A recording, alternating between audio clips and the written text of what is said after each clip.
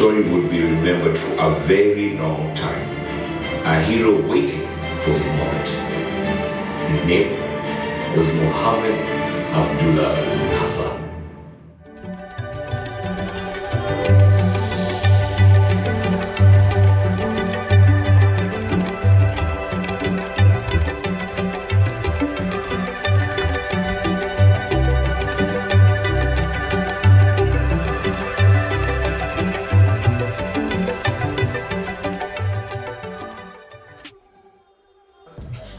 Yes, actually this was the first time for me to attend a hologram show. Yeah, it is.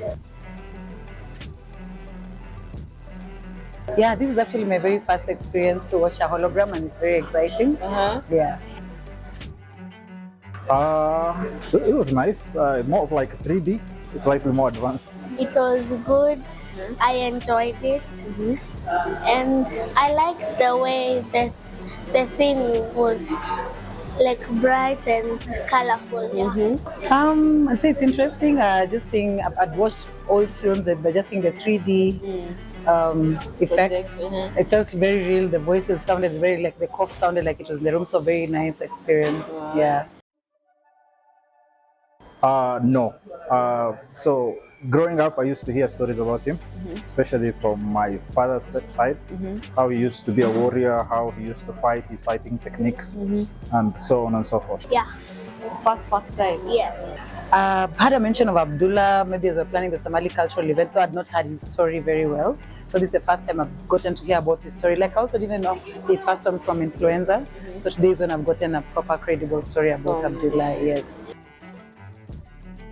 Basically, for me, it wasn't more about learning, it was more about just trying to watch a movie about it, because I've heard a lot about him, but never seen a movie about him. That you should be determined. Yeah. You should be strong. And you should stand for your rights. I've loved he was a brave person. Despite having come from a background that was difficult, he fought just to be who he was and put his voice out there. He was accused of doing wrong, but as a Somali, he did not give up doing what he had to do. So I think he was a brave man. That's going to be tricky, because generally, so Abdullah was the pride. Yeah. It is called Sayyid Muhammad Abdullah Hassan. He was the pride of them. But they don't mention others, mostly because I think he did most of the fighting against the British. Yeah. Yes. I think that's the one I know. I'll be very honest, I'm beginning to learn. This is the first, so I'm hoping now that I've known, I'll learn more about other heroes and Somali heroes as well. A shujaa is somebody who puts himself above others. So anybody who puts the needs of the many above his needs, that's a shujaa for me. A shujaa is a hero, a person who did great in the past. Yeah.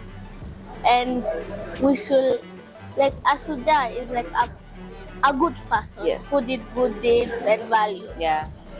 To me, in my view, a shujaa is any person who, I believe, sacrifices something to be able to give their voice to, not just for themselves, but also for the community, especially speaking and giving a voice to the voiceless. It could be in different ways. Like for the Somalis, you could say they're marginalized.